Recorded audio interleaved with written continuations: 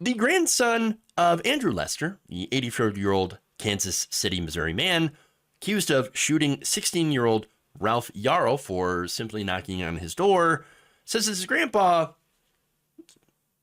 is a racist, holds racist tendencies, and then goes on to, of course, to explain where those came from. I'm going to show you here some of that interview that he had on CNN with Don Lemon.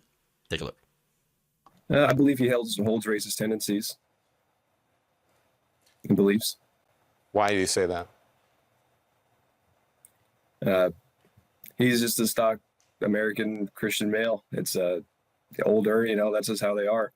It's the conspiracies and weird random racist things they say, and it doesn't make sense, but they're just scared. What do you mean by that? What do you mean they're scared? Talk to me more, please. It's just I feel like a lot of people of that generation are caught up in this 24-hour news cycle of fear and paranoia perpetuated by some other news stations, and he was fully into that. Sit and watch Fox News all day, every day, blaring in his living room, and I think that stuff really kind of reinforces this negative view of minority groups and leads people to be doesn't necessarily lead people to be racist, but it reinforces and galvanizes racist people and their beliefs. All right, so this guy was an avid watcher of Fox News and was racist. Who would have guessed? Oh, right, everybody. Look, I said that before this even, this interview had happened. What are the odds this guy watches Fox News? And the odds, pretty damn high. Pretty damn high. So now, according to a probable cause document, Lester claims that he was scared to death by Yarl's size and thought that his home was getting broken into. I wonder where you would hear that rhetoric of thugs breaking into your home. Weird. Yarl, he's 5'8" and 140 pounds. He's not exactly a giant person, but it wasn't about his size at all. We know, of course, it's about his color. Primed to be afraid, again, Andrew Lester, people like himself, Fox News viewers, are primed to be afraid of black males. Doesn't matter the age. Doesn't matter the size. They're primed to be afraid. I'm going to show you another clip here. Even more, he gets into more detail about the type of media he watches. Again, Fox News. And, well, how the efforts to try to push back on some of these racist ideas went. A lot of it was the kind of QAnon level conspiracies about election denying, and then they got really weird with some Fauci dogs. I really didn't know what that meant, but I would push back on some of this stuff, and he couldn't handle being pushed back on. And at a certain point, we kind of lost touch, and I think it was more of his choice than mine. Did he say or do things that you found offensive about minorities or people of color? Yes, he would say some things. I can't remember exactly now all that happened, but I know he had something about, had a really hot take about abortion and how something about black women getting abortions. And I didn't know what he was talking about, but I said, I don't really want to talk to you about this anymore. This is racist and it's dumb. So let's move on. And I pushed back, and he didn't like that either at the time. Yeah, they never seem to like it when you push back on their, terrible ideas. Even with, again, when you're using facts and logic and you're saying, hey, like, that's not, yes, that is racist. Because how else are you supposed to explain to people that what they're saying is racist without calling it racist? Like, that's the thing that always confuses me about the right wing. They're like, why are you always calling why are you calling us racist all the time? That's because you're saying racist things. Like, I don't know how to explain to you that the things that you are saying are racist. I don't know how to spell it out for you that what you're doing is racist.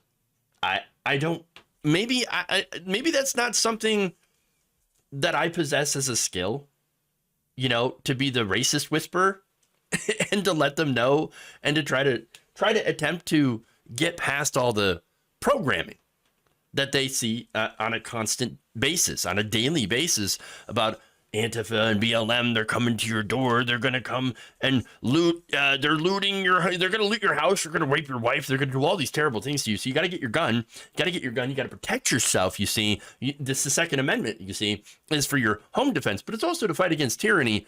And then you've got these progressive prosecutors that won't go after the criminals. They're just letting them out in the streets. You got to do something right. In that case, look, Lester, he didn't have to set out to murder somebody.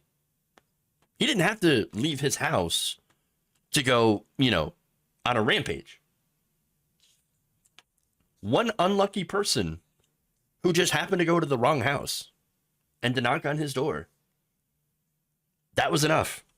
His victim came to him. And these people understand that they can't wait to use their guns. They really can't. The thought process here, in my mind, that I think that he had was, this black kid's up to no good. Because I keep hearing this. I keep hearing all this terrible stuff. And so obviously they're coming for me. They're coming for me. And the only thing I've got is my gun. I mean, look, that's what happens when you get brainwashed. A lot of people have talked about losing, you know, members of their family to, like, you know, you hear all about the woke mind virus, right? No, there's an actual Fox News mind virus. It's the Fox mind virus. It gets into your head. It makes you paranoid. It makes you afraid of your fellow, you know, human beings, your fellow neighbors, and then urges you to arm up and to treat your house like a fortress. It's insanity. And unfortunately, with this insanity infecting at least, you know, millions of people in this country, a lot of people get hurt. Now, on Wednesday, Lester pleaded not guilty to 2 felonies and first-degree assault. That carries a maximum sentence of life in prison, as well as armed criminal action. Okay, so look, he's 84. So if he ends up actually being convicted, any prison time that he would get will end up being a life sentence. So, I mean, in that way, good, because you're keeping an obviously dangerous person, you know, off the streets. You're getting them, you know, somewhere where they belong, where they cannot harm another human being. But let me just show you, you know, or I should say that the last thing I want to mention here is just how this is a great example of how dangerous this country is for minorities. And not just, you know, for minorities now, because I've done a couple of stories here about the Texas cheerleaders being shot for being in the wrong place. The little 6-year-old girl that was shot at, you know, that was actually shot for riding her bike on the street. You have both right-wing media and gun culture and the culture of fear and paranoia that have gripped so many people. And again, a lot of it is driven by media and easy access to weaponry.